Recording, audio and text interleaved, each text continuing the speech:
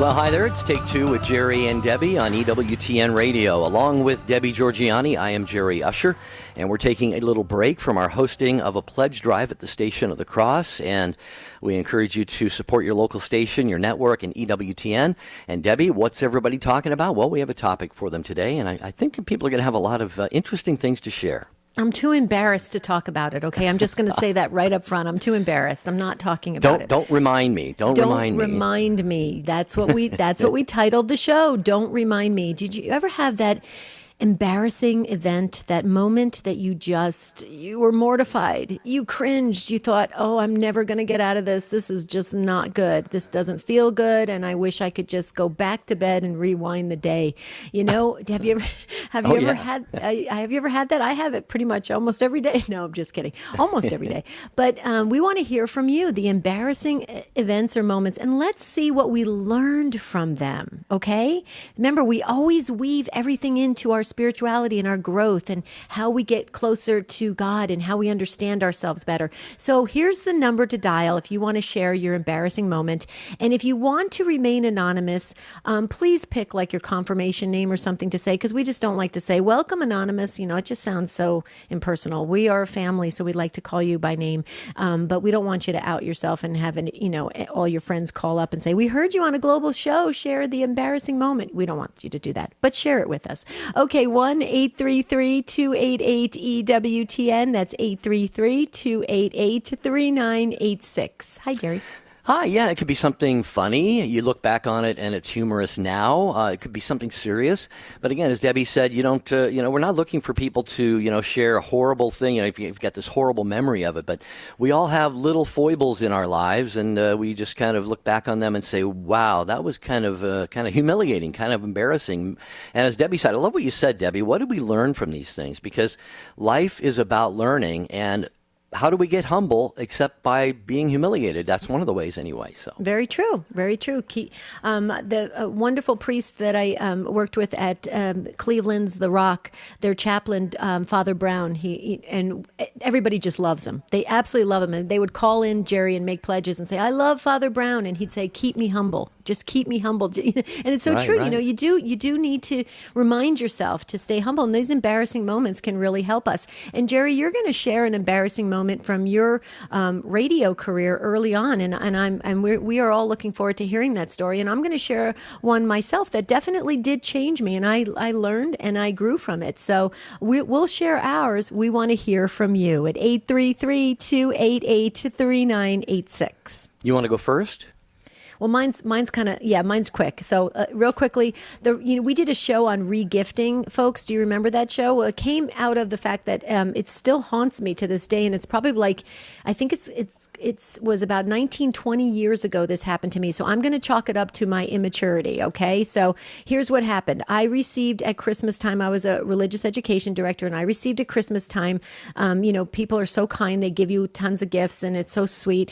But I received the same gift a large amount of times, multiple times. Okay, so it wasn't opened or anything like that. So I thought, well, I'll pass the gift on. I don't need 7 of these things. It's so beautiful, very generous and very kind of everybody. So I passed it on to one of my core members in religious education. Only when I passed it on, it was brand new, never opened. The gift tag was on the bottom of the gift, and it said, "To Debbie, thanks for all you do. Merry Christmas."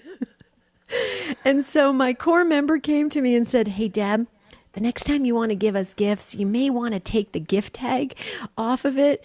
And so I was mortified. I have never really regifted ever since. And what I learned by that is, there's nothing, I'm not making any critiques or criticism on regifting, because I do think, you don't want to let things go to waste, Jerry. So, but right. I learned that I need to really put special attention and effort and prayer into the gifts that I choose to give. And that's what I learned. So yeah, that's my embarrassing moment.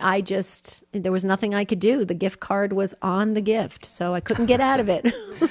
Well, dear friends, family of Take Two, have you had an experience that was kind of a little bit embarrassing, maybe a little humiliating, but what did you learn from it? 833 288-EWTN or 3986. Okay, we got a little bit of time before we get to the calls. I'll just share mine. As Debbie said, it's from I call it from my BC days, my before Christ days. I was baptized a Catholic as an infant and then really didn't have much of a relationship with Jesus until my mid-20s, but it was my second radio job. And if you've been in radio or if you were around radio for any length of time, you'll appreciate this. I was working at my second job, and the sports director went out, and he was doing not a play-by-play, but he was doing phone-in reports on a local high school baseball team in the playoffs. And I was working at the station in the control room, or the out-of-control room, as some people call it. And what happened is he called in. We were using reel-to-reel back then. That's why I said those of you who are a little older will appreciate that. We queued up records and used reel-to-reel to tape things. But anyway, he called in with a report. So I ran the record thing, and he finished the report, and I was rewinding it, and we were a music station. So I saw, well, my song is about to end. So I stopped the rewind right about halfway through to the beginning of his report. I went on, did whatever I said, say, here's the next artist, here's the next record, shut my mic off. And he called back right away because something had happened very quickly, very suddenly. And so remember, I had rewound to about halfway. I know you all know where I'm going with this. I had rewound about halfway through that first report, and he was ready to go with this new one. So I just clicked record, and on we went. But before he started the report, he asked me, how's your evening going? And like I said, it was in my BC days, and I used a few expletives to say how awful my evening was going.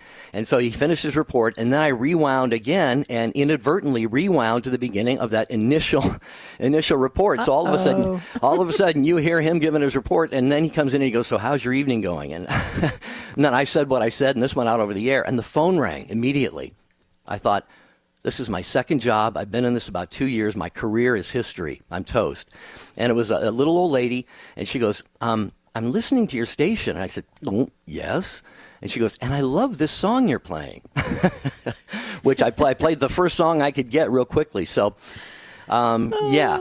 You're like, thank you, Jesus. Yeah. Yeah, and that was an experience that I learned, the old saying in radio in the control room. If you don't want it on the air, don't say it in this room. So... Good advice. Good advice. Okay, we want to hear from you heard ours. Now we want to hear your embarrassing moment, and let's see what we learned from it at 833-288-3986. This is Take Two with Jerry and Debbie and you. So we expect you to fill those phone lines when we come back.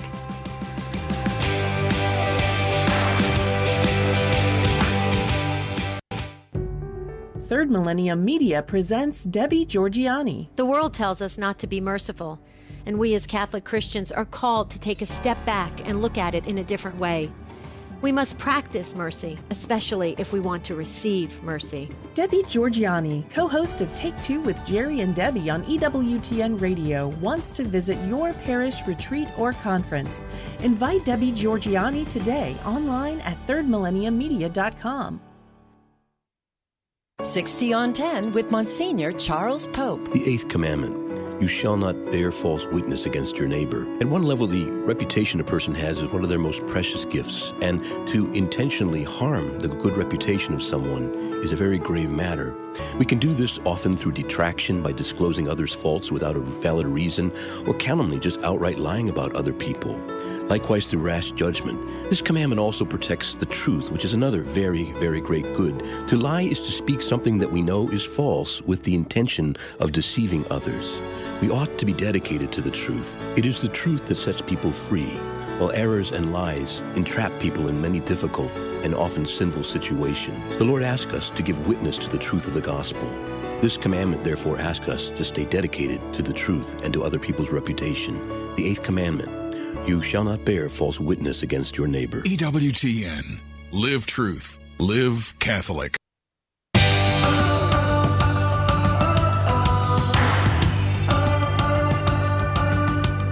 Take Two with Jerry and Debbie and you. We thank the show team. Rich is out with his wife, Laura, and they are enjoying their second beautiful bundle of joy, just born the other day, so pray for them. All are doing well, I understand. Jeff Burson is on the controls and doing social media today, and Ryan Penny is the charming young man that you get to speak with when you call 833-288-3986. And Debbie, we have other shows, of course, many of them on EWTN Radio. Teresa Tomeo, Catholic Connection, is tomorrow morning once again, and we were listening to Teresa today, and Debbie, Talking about family. she got emotional. She started to tear up a little bit. So, folks, if you want to hear really great Catholic conversations about important things, listen to Teresa Tomeo again. What time is that, by the way, Jeff? I don't see the time on here. I think it's... What time was that, Debbie? Jeff's is really 10 quick. a.m. He'll tell 9 you. a.m. 9 a.m. Eastern time, I think. 10 a.m. Anyway, we'll get that. Jerry, can I just say, I'm going to go back and listen to that broadcast because you said she was talking about her husband and their relationship. And it was, I really want to hear that because Teresa speaks from the heart. I love that. I absolutely love that about Teresa. So I'm going to go back and listen to the rebroadcast. 9 a.m., Jerry, Eastern time. 9 a.m. Eastern time, right. Thank you, Jeff. Isn't Jeff right on top of things? He's Always. amazing. That's why we Always. call him an expert. Okay. Guess what, folks? I've got some bad news. You want to know what the bad news is? I know. There's an open phone line. Well, actually, okay? it's good But news that's for good. somebody. I was going to share. Okay, I was Sorry. going to share that. Now I'll I'm zip it. embarrassed. I'll zip it. Okay. Okay, no. So it's bad news for us to see that open phone line. It's good news for you because you get right in and you'll get on the air and you can share with the entire world your embarrassing moment. It'll keep you humble. It's a great thing. 1-833-288-3986. Now I'm just fooling around today, Jerry, because talking about embarrassing moments, you got to get lighthearted about it. Otherwise, it could really kind of bring you down, right? Absolutely. Well, let's see what you have to say about this. Vicky called in first and gets to go first in Duluth, Minnesota, listening on Real Presence Radio. Hi, Vicky. Welcome to Take Two with Jerry and Debbie. Hello. I'm the one who came back to the Catholic Church after 25 years, and I've spoken with you, I don't know, over the past few years. Sure. But I do want to say, when last year we had, this is not the embarrassing moment, last year Teresa Tomeo was our guest speaker at our Women of Faith conference, and as a volunteer, my assignment was to be her sidekick as far as just making sure everything went well with her and selling her books and things like that. Oh, my gosh, she is the most human person in the world. I love her. Am I allowed to say all that? Absolutely. Oh, yeah. We were just taking it in because we agree with you. We'll tell you what. But you have to say the second and third most loving people are Debbie and then me. You have to say that, or you can't say that about Teresa. She's number one, though. You're all tied. You're tied. Thanks, No. Vicky. Okay. Oh, wait a minute. Well, that was my embarrassing moment, right? That I didn't include you two. Right. So anyway, so I actually used this story when my husband passed away at his funeral service. I got up and spoke, and this kind of made the day a little lighter, a lot lighter.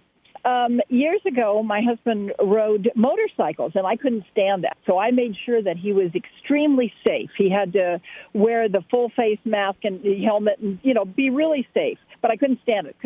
So he was out riding, and it was a Saturday, and the kids were, all the neighborhood kids and my kids were out playing, and he kind of rode by slowly. So I waved him down, and I told him that his pants were awful. He needed to change them, and I gave him a little pat on the rump, and I tried to give him a little kiss through the helmet, that type of thing. But I told him, please go change. And he lifted up the visor, and it wasn't my husband. Oh, no. Oh, no. Oh, my goodness, Vicky. Oh, my. So what did you do? My husband was in the garage laughing hysterically. I'll bet he was. That's a good thing he was laughing. And my kids were all there, everybody, and I just looked at him, and I must have mumbled, I'm sorry, and I ran into the house. And then I was thinking, oh, no, he knows where I live.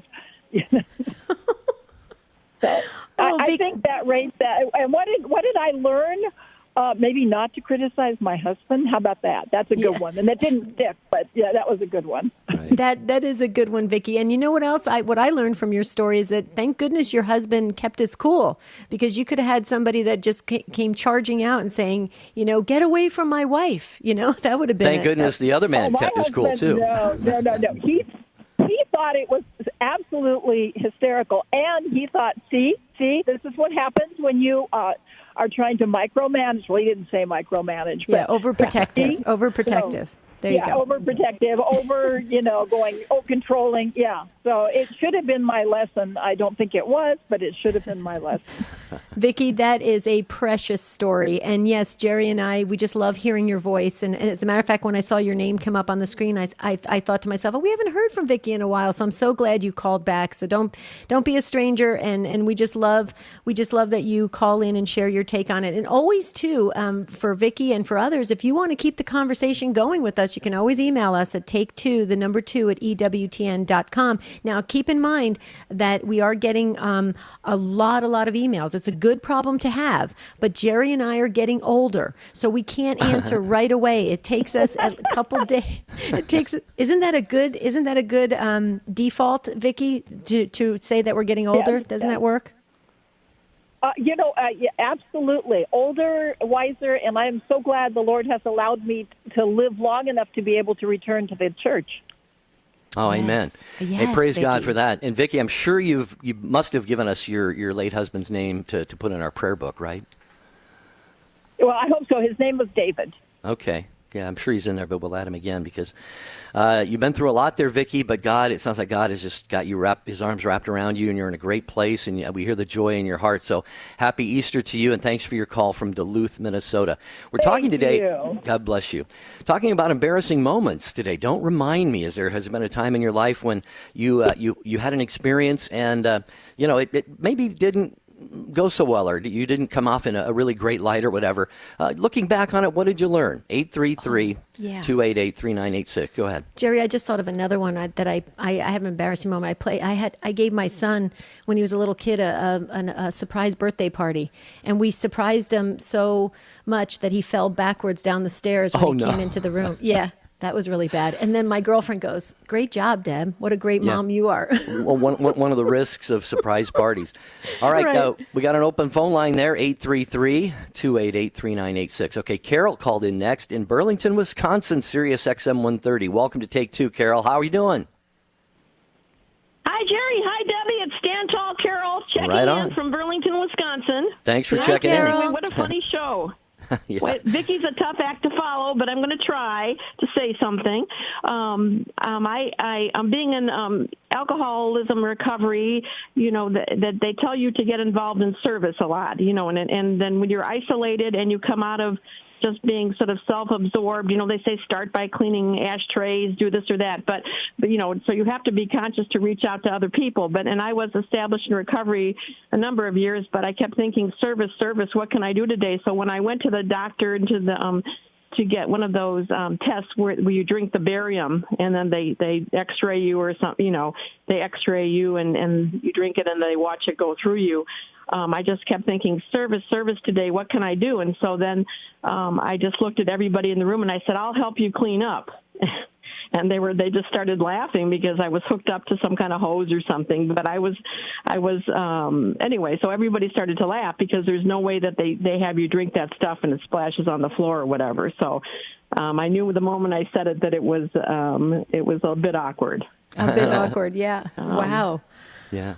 Wow. Anyway, but yeah, so Carol, can we ask you? So that moment that it was awkward, what did you learn about the people around you and yourself, even at that time, just to maybe just kind of take things and just roll with it and have a sense of humor about it, or how did you take that personally? I'm just curious. I think I switched gears pretty fast because, when I realized what I was sincere. I was sincere in wanting to, I wasn't trying to say it for attention or to make a joke or something. I was sincere, but then I realized it was kind of stupid what I said. And I just said, oh, and then and I could tell so I just realized I was happy that I was thinking about service, but then I was a little unhappy that I wasn't really knowing what was going on around. So, but they took it well. I remember that, but I just thought but it's a better thing to err to service than to not, Yeah. And I was just going to say Yeah, that, Carol. because a lot Bless of- your heart. Yeah, bless your heart for wanting to jump in like that. And, that's a good lesson, reminder for all of us. Carol, you're going through, like you said, you're in recovery and so forth, and service is emphasized. But really, Debbie and Carol, service should be a part of all of our lives, because we all just said we can get down, discouraged, sort of turned in on ourselves. But when we serve others, it really helps to it all just kind of dissipates. Did you find that, Carol, that a lot of that, baggage you might have been carrying, once you start serving others, coming out of yourself, you sort of find yourself in a certain sort of sense, would you say? That's right. So I don't know that when I was first in recovery and the Hill Street Blues was on TV, and I just felt so like a non-person, not part of the world or whatever. So my biggest prayer, one of my big prayers was, God, give me a job like Hill Street Blues. All those people have people around them. They're buzzing. They're involved in the very, the eye of the storm of life. And then I wasn't involved, and then all of a sudden there was just a turn where I went to counseling school, and then jumped in to become a addictions counselor, and that went on and on. So it was so it was a thing where you could tell it felt uncomfortable not doing service, but then we didn't feel capable of it. But once I felt like I could take a couple steps forward, boy, things really changed. Wow. Well, Carol, you continue to do great work in everything that you set your mind to and that you pass on to all of us. And we're just so grateful to you. And we are so appreciative that you called in today and shared your story, because we all learn and grow from others' experiences. So Carol, virtual hugs to you and to Jim. We love you guys, and keep us in your prayers, because we are planning. We're going to try to shoot for, just so you know, spring of 2020 for another Stand Tall retreat, Carol. So we may all get to Great. Yeah, we may all get to gather again in another location. All right, we'll start saving. We'll start putting money in a coffee can or something. Okay, and start, we love you start both, praying too, and Jim Carol. says hi. Yeah. All right, hi to Jim, Okay, and do pray love for that, you, Carol. thank you. Love you too. Thanks, Carol. Thank you. Jerry, can I just say I love our Take Two family. I just received a text message. This is how protective our Take Two family is. I just got a text message saying, was your son okay when he fell down the stairs when you surprised him on his birthday party? Yes. He only fell a couple steps. He's fine. There was no injuries, not even bruising or anything. He was fine. It was a good intention, though. I was trying to do a good thing. It didn't turn out that way. Another embarrassing, awkward moment. That's what we're talking about today on Take Two. Phone number to get on that line that Carol used is 833-288-3986. We understand that not everyone's going to rush to the phone today, because we're talking about embarrassing moments in our lives. But if you got something you could share where maybe you learned a real important lesson, hopefully there was no one hurt or anything. We don't want to hear about that, but just kind of these little foible moments in our lives. We'd love to have you join us. And we are next going to go to Jean in Cleveland, listening on The Rock to Take Two with Jerry and Debbie. Hi, Jean. Welcome. Oh, thank you. Thank you so much for taking my call. Sure. Mine was sort of, I suppose, a minor incident, but and I fortunately didn't make this mistake real often. But we were doing it was the last concert of the year. I was in one of the better community orchestras around the city of Cleveland, and we were doing Aaron Copland's Rodeo, and the last movement is like a square dance kind of thing. And at the end of this one section, I had 21 measures rest plus a beat, and then I would come in like on the second beat of the measure. It was like in 4/4 time, but real fast. So you count 1, 2, 2, 2. I played third trumpet, by the way. So anyway, I learned a lot through my years in orchestration, counting, and paying attention to the conductor, and being totally blind. I don't know how many conductors would want to have a blind person playing in their orchestra. How are you going to do this? How are you going to do this? But anyway, the conductors I've always had were really kind of cool, and this conductor was really, I just loved him. But anyway, so for whatever reason, I always had a hard time coming in. So this the last concert of the year, I'm going to make this right. So I'm counting 1, 2, 2, 2, 3, 2. And what I should have done was 21, 2, and then 22, and then on the second beat was when I came in. Well, I went 21. Bump, bump, bump, bump. It was a measure early. Oh, no. And I thought, oh, no. I just wanted to fall through the floor. But But I know, sighted people can make the same mistake. And in fact, our concert mistress, I think it was we had a picnic. We used to have a picnic every summer. And she was talking to Bill, and she says, I know I came in a measure early, but wasn't that a beautiful sound? And that's what she said. And I thought, she's knows how to put things in perspective. I didn't think he would kick me out or anything like that, but it was just one of those mistakes that I tried real hard not to make. And when I made it, it was like, oh no, it's like. Well, Gene, I have to say, first of all, congratulations on being able to play in an orchestra like that, because I have come to a real appreciation of classical music and the music that orchestras do and so forth.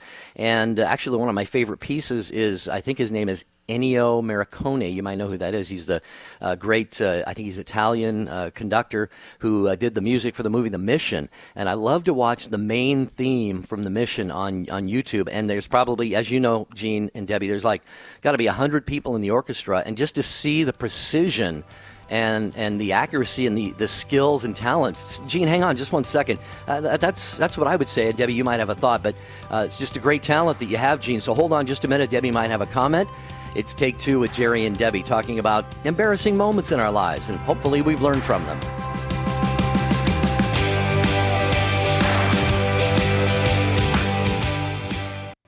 Dr. David Anders. Our assurance of salvation is grounded in the objective word of promise from Christ, who said to the apostles, "Whoever sins you forgive are forgiven." Period. End of paragraph. The leading Catholic voices are on EWTN Radio. It's time for Family Man with Dr. Gregory Popchak. Anxiety disorders affect 20% of Americans, and many take anti-anxiety medications in an attempt to find relief. But surprisingly, a new study from the University of New Zealand examining the effectiveness of different types of anxiety therapies found that compared with using medication alone to treat anxiety, or even medication combined with therapy, anxious patients who received cognitive behavior therapy alone experienced the most relief of all three groups. The study found that anxious patients can tend to lean too heavily on medication to help them feel calm, and because of that, can struggle to develop the skills therapy could otherwise afford them.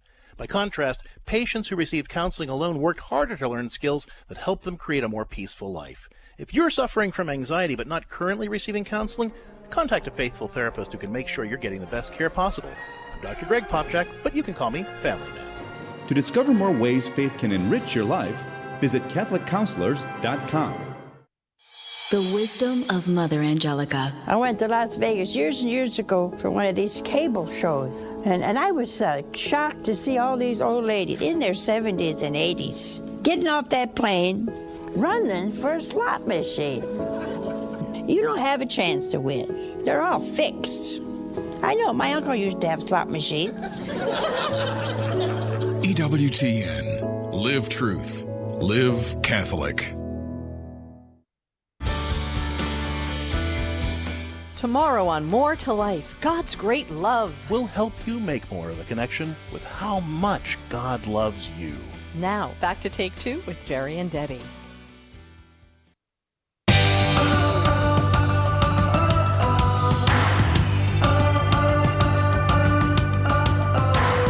It's the Tuesday episode of Take Two with Jerry and Debbie. I'm Jerry Usher with Debbie Georgianni, and we, as always, want to thank our affiliates, the AM and FM Catholic stations around the country, and we just so appreciate you carrying the program. And Debbie, we're talking with Gene in Cleveland. I know you love the rock, Debbie, and I shared a little bit about my. I'm so. I'm not impressed, but I admire so much people like Gene and others who can actually coordinate with such a large group of people with such precision.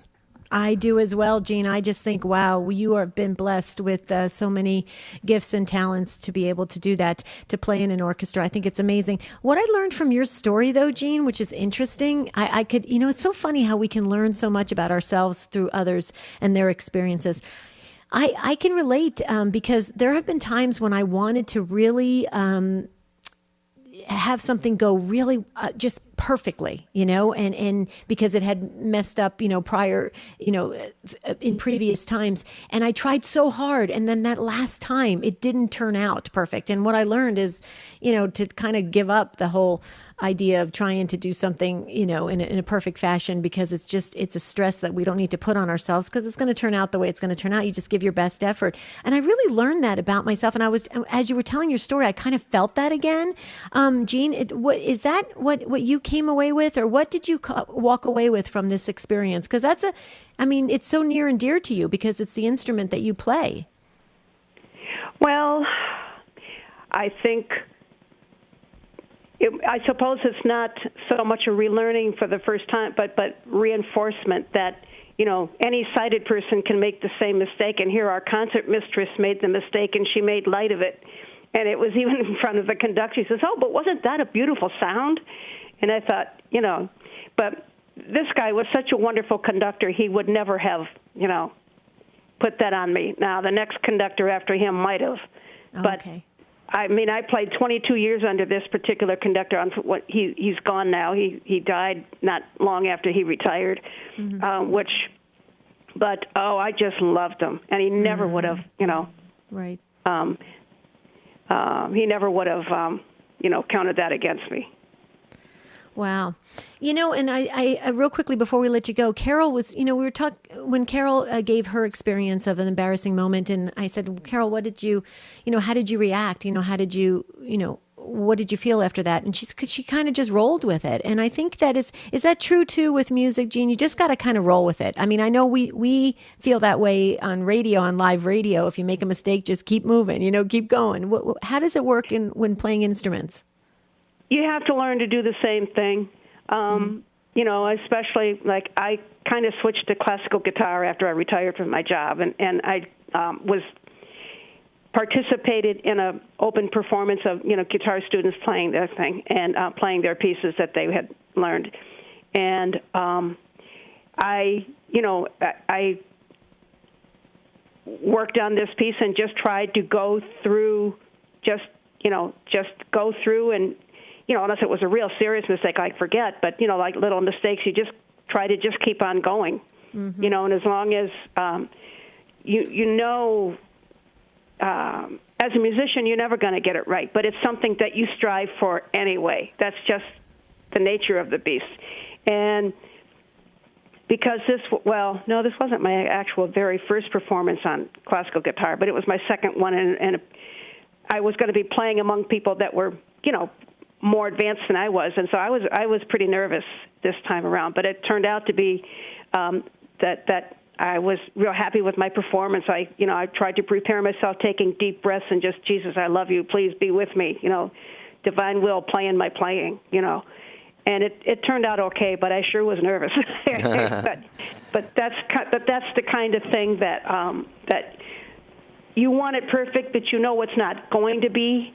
And ironically enough, when I play in church, I make mistakes all the time, but it doesn't bother me because, the emphasis is different. The people are singing or you're worshiping, and, I know I'm going to make mistakes. But it doesn't matter in church as much. You know what I'm saying? Yeah. Well, and another thing too, Jean and Debbie and everybody, I think, we notice our mistakes, but sometimes other people don't. You could get done with a full concert and say, oh man, I messed up here and I messed up there. People would go, I don't know, I didn't even notice it. So you probably have a keener ear is what I'm saying. So Jean, thank you for your call. We appreciate that so much. And I would say, Debbie, you mentioned that even on radio, sometimes we mess up a little bit, but we have one advantage that most people don't. And you know what that is? A delay. We have a broadcast delay. I'm not sure how long it is. It's maybe 10, 15 seconds. So if we mess up, we can just say to our producer, hey, hit that dump button. It's 5 seconds. Jeff tells us. It's only 5 seconds? Wow. Oh. We better be careful. Jeff, we need longer than that. We're getting older. We got to use that excuse. Well, Dr. Ray is the only one. He says they have the broadcast delay for the host of that show, Dr. Ray. So thanks, Jean. Appreciate it. Elizabeth has been holding on a long time. We're going to get to you next. Listening to Take Two with Jerry and Debbie on Alexa. Hi, Elizabeth. You got our Patience Award today, and we can't wait to hear what you share. Thank you so much. I have two pretty funny, embarrassing stories. And where's the place where you want to never be embarrassed? Church. So I've got two stories that that my late husband and my mother-in-law, God bless her soul, she's not with us anymore, they were both with me. And the first one was an embarrassing situation that no woman, ever wants to go through. It was just mortifying. And that was going up to communion. My husband's right behind me. My mother-in-law's right in front of me. And I feel this odd, warm sensation going down my legs, and I was getting really nervous. What's this? And right when I get at the communion line, the elastic in my long slip, which I've heard women don't wear anymore, but I still do, it totally lost its elasticity and ended up right at my ankles. So, oh no! I know, really. Like what a woman dreads and fears. My worst fear happened to me right when I'm receiving communion. So, just like the musician said before, where you have to kind of roll with it, I kind of rolled with it. Literally, I took my foot and I wrapped my slip around it and I kicked it in the front pew, and I kept going, and I just walked out of the church. Oh my goodness! And went and sat in the car. I was so embarrassed. And okay, wait. What did I learn from this? Yes. Oh, but wait. Before, did you ever go back to that church? I'm just curious. I did. I did. Oh, good for you. Okay, keep going then. But, I want to hear the rest of it. You know what? If I would have reached down to get the slip and didn't walk out, I might have gone to another church. But I don't know if anyone would. It was so subtle, kicking it in the pew, and my husband was watching from behind, and he's like, "Oh my gosh," shaking his head. So. You were actually pretty composed, Elizabeth, it sounds that's like. That's what I thought, too. You were very composed, it sounds like. That takes talent. I was trying so hard to be composed. And in that situation, what are you going to do? So what I learned from that was always to check the lifeline of the elastic on anything before you walk out the door. Right. And, let me tell you another embarrassing situation, and this one has many lessons in it. It's at the same church. Surprise, surprise. So it was a cold day. It was icing outside. It was the middle of the week, and the sodality decided they wanted some younger blood. I was like 30, in my 30s then. This was like 30 years ago. So they wanted some young blood in the society, so they asked me to join, and I was all enthusiastic. Yeah. And my husband's like, yeah, join, see, this is going to be good. So they asked if I would do the reading. I'm like, yeah, I'm all about that. I can do this. So she gave me the missal with all the ribbons in it, and I practiced my reading at home to make sure I got it right, and I was set to go. So when it came time for the reading, I went up, and my husband's sitting in the front pew. He joined the sodality, too. So he's sitting in the front pew watching me. Oh, this is so horrible. And I go up there, and all of a sudden the ribbons became an ocean of boats and ribbons, and I couldn't find the reading. So I'm flipping through, first slowly looking for the reading. I thought, no, that's not it. And I flipped again. No, that's not it. And I started getting anxious, and I'm flipping and flipping. No, that's not it. And I could see my husband absolutely shrinking in the pew. So at the same time, I was trying to get the priest's attention to come over and show me where the reading was, because it was a long time. It was a very long lag of me flipping through these pages. So he was either in deep meditation or kind of like nodded off a little bit, because it was real early in the morning. Oh, no. So I couldn't get, so I ended up walking off the podium and going over and tapping him on the shoulder. He got startled, kind of jumped. And I whispered, Father, I can't find the readings. Well, my husband was absolutely under the pew hiding at this point. And I get up there, and he shows me the reading, and I go to read it, and all the women in sodality are flipping through the missal like, that's not the reading. So I'm getting more nervous now, thinking Father gave me the wrong reading, and the sodality ladies, tried to help me, and I was screwing up. So finally I had to go with it, like our musician friend did, the caller before me, And I just went with a reading, and I said, I'm really sorry this isn't the reading, but for your homework, you'll have to go home and do the real readings. And the teenagers in there were giggling. And when I thought about it, that was actually a good thing, because the teenagers could see that adults can mess up too, and it's embarrassing, and you get over it. And the mass still went on, and I just very calmly went and sat in the pew. Of course, my husband was so embarrassed, asking people to go home and for homework to read the right reading. But I think that was the most embarrassing moment ever. Right. Wow. Well, church. Yeah, Elizabeth, thank you for sharing it, because we actually have a lot of social media comments coming in and emails coming in of similar stories coming in about church embarrassing stories. So you're not alone. And I will tell you, for many years, I worked at the church level and also as a liturgy coordinator, and it happens quite often, and it even happens by the deacons and the priests as well. So you're not alone in that, and that should make everybody feel good, especially if you're stepping up to be a lector in ministry. Just know it happens. And I love the way you just kept saying that, Elizabeth. Just got to roll with it. But I got to go back to your first story. I'm still very impressed with how you handled that so eloquently. I think it's pretty awesome, and it should give all of us encouragement not to worry about things if we have a dress or a fashion malfunction. Right, Jerry? Absolutely. Yeah. Elizabeth, thank you. Bless you. Have a great day. We appreciate you joining us on the program. All right. Terry, God bless you. I really enjoy your program. Oh, thank you. Well, thank you, Elizabeth. You're the reason it is what it is. And Terry in Monument, Colorado, hold on. We're just going to get to you in about 60 seconds. I just wanted to mention on Jerry and Debbie Facebook page, Brett says, so many embarrassing moments when dating women. My foot was always in my mouth, it seemed. I was too nice and too nervous, LOL. And I wrote back, we'll mention it. Keep listening. He goes, thank you, J&D. So thank you, Brett, for listening and weighing in on this. Wow. And you mentioned, did you want to read Karen's email? You read Karen. I just love when Karen emails us. Go ahead. Yeah, well, it was just like Jean's call, like you said. And again, please, Elizabeth, bear with us. Terry, bear with us just for a second, Elizabeth.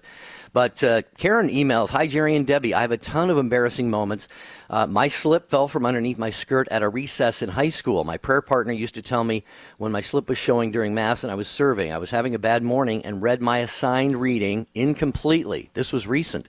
She says, finally, I was so excited of the visiting priest this past weekend that I saw him in the vestibule and exclaimed, Alex, are you doing Mass this weekend?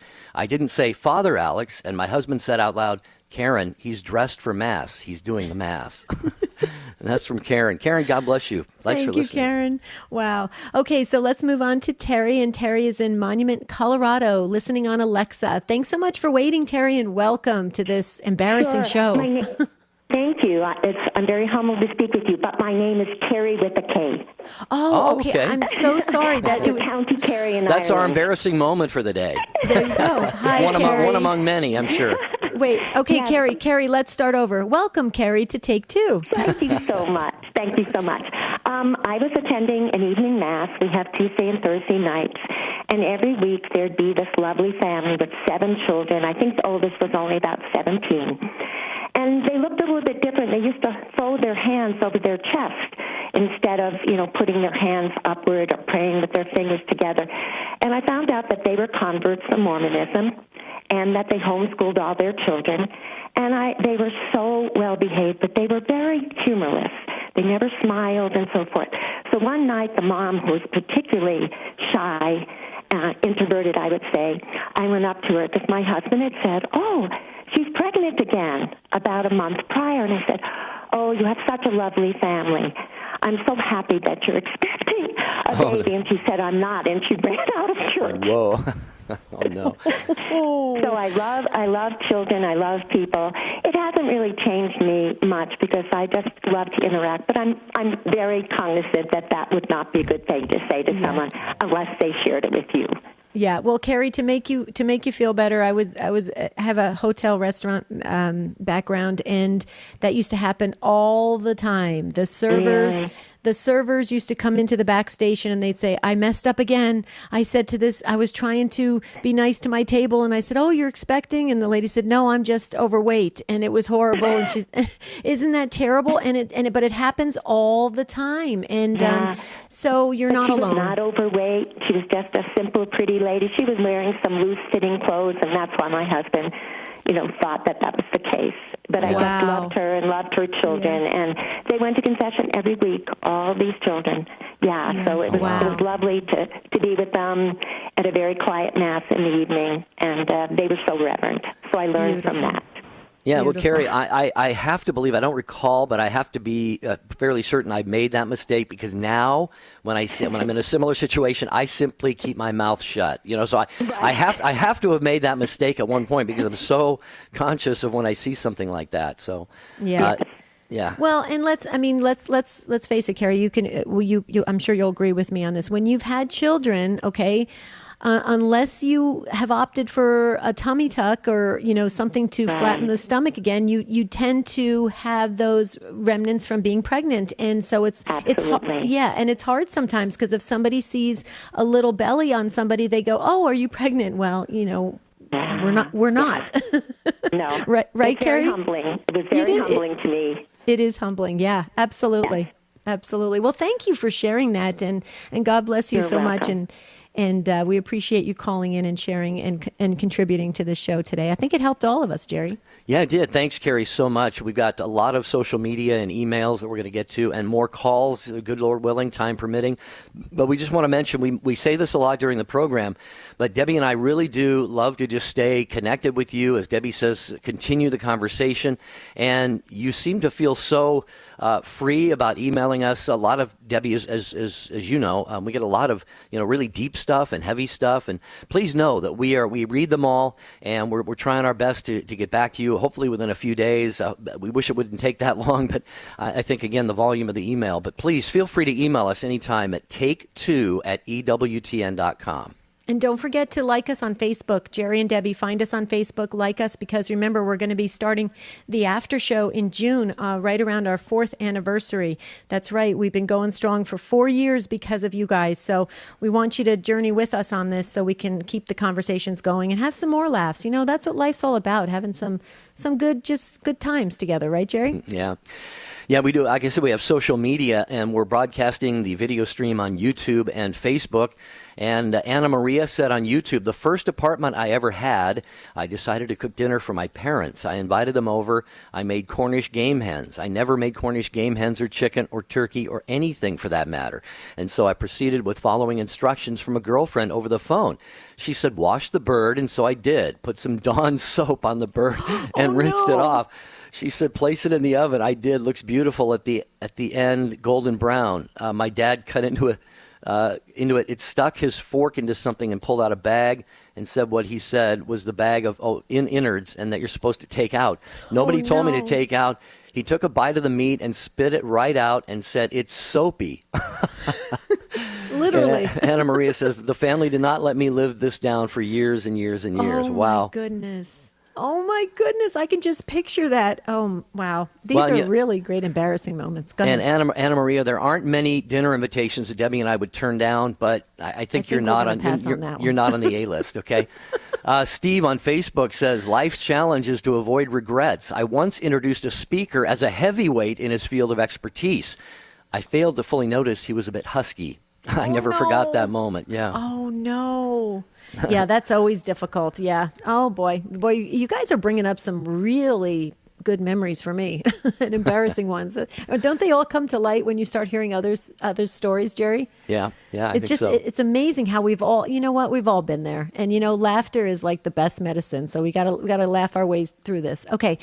Do we have time? Jerry, did you want to talk about an upcoming book or show? Did you need to share anything on our break? No. Okay. I didn't know if you did the promo or the promo. Oh, I did. Yeah. Oh, I'm sorry. I wasn't listening. For EWTN. I'm sorry. Yeah. See, we just talk out loud, folks. This is how we are as a family. Okay, Marlena in Midland, Texas on Guadalupe Radio Network. Welcome to your show. Take two. Thank you. I've got a really embarrassing moment, and my husband and I have an autistic daughter, and she loves going to shop at Walmart. And so I've always told him, situations where she does her own little thing, and he finds it that sometimes I need to get on to her. But I say, we really need to see things through her eyes, and we need to spend more time with her. Well, that day he decided to go with my daughter and I, and I'm the type that if I were used to work and if I came in, I would, without, through my arms, I would take my bra off, and I got home because I wanted to relax. I didn't ever notice that my autistic daughter was watching me, so I would just kind of throw it away and all that. So one day we were at Walmart, and my daughter started itching, and I scratched her back, and she said, we need some more lotion. So I went to go get her more lotion. But at the meantime, when I ran to get the lotion, my husband didn't notice her, but she managed to take her bra off the way I did it. She got it in her hand and stuck it in his pocket, my husband's pocket. Oh, no. So I'm already coming back, and he's already in the checking area. And I walk up to him, and the lady is just looking at him. And I said, hey, what happened? And the lady said, well, I think we've got some explaining to do. And it turns out that my husband, when he took out his wallet, the bra came out with him. And they thought that probably he had stolen it. So I came to his rescue, and I said, ma'am, my daughter's autistic, and it's her bra. My husband is not stealing bras. Yeah. And he said, I will never, ever go again. Till this day, he won't walk into Walmart because he's afraid to come in and everybody could. There's a lot of people around us. The lines are really small and they're always, full of people. And he said, there was people there that I knew. I will never walk into the Walmart again. Oh, my goodness. I told him, I said, I always tell you, my daughter has little different ways. Anything you do, she'll copy you. Right, right. I tell you what, I kind of stand on your husband's side. I probably couldn't have gone back to Walmart either. I just couldn't have at that point. It would just, because when you think about it, oh my goodness, I feel so bad for your husband that he had to, he must have just been mortified that day. Does he still talk about it? He was like, babe, I could have gotten arrested, and here you barely walked up at the right time. I did not know how to explain it. I did not know how it got into my pocket. Oh, my goodness. I what to say when the lady asked me. Yeah. What am I supposed to say? I don't know why. Oh, my goodness. Wow. Well, see, now you can talk about it and laugh about it. You just can't go back to that store anymore. Yes, my husband will not walk into that Walmart because it's a Walmart that, a lot of us friends go in there. And he said, I will never go in there because I don't know who else was in there. Right. I don't want to think that I'm going around stealing. Right. Well, here's the good news, Marlena. Here's the good news. There's probably a Walmart a couple miles down the road. So there you go. Good options. There you go. Marlena, bless you. Thank you for the call. And Colleen in Sherwood, Arkansas. We don't hear from Arkansas that often. So, Colleen, we're sorry we don't have time to get to you. But please feel free, like everyone else can, to email take2@EWTN.com. And, Debbie, I think we've all learned quite a bit today. I learned a lot. Got to just roll with it. You got to laugh at things, right? You can laugh at yourself, too. You got to have that kind of sense of humor. I learned a lot. You guys are awesome. I just love the Take Two family. I look forward to this show more than you could ever imagine. I just thank you so very much. From the bottom of our hearts, we're crazy about you guys. We just love you guys. And you make this show what it is because of your participation, and you genuinely care about us, and we care about you. So please know that. We can't say it enough. And we get new listeners every single day. That's why we repeat ourselves constantly, because we want our new listeners to get up to speed with the Take Two family. Right, Jerry? Yeah, for sure. Tomorrow we've got one of our regular programs. It is May 1st, and on the first day of every month, we try and schedule a Whom or What Are You Praying For show. We've all got probably 1 million prayer intentions. Well, call in with a couple of them tomorrow, and at the end of the show, we always save 2 or 3 minutes to offer a prayer and just kind of bring them all together and hand them to the Lord. So whom or what are you praying for? That's tomorrow. Until then, have a beautiful and blessed day. We'll see you real soon.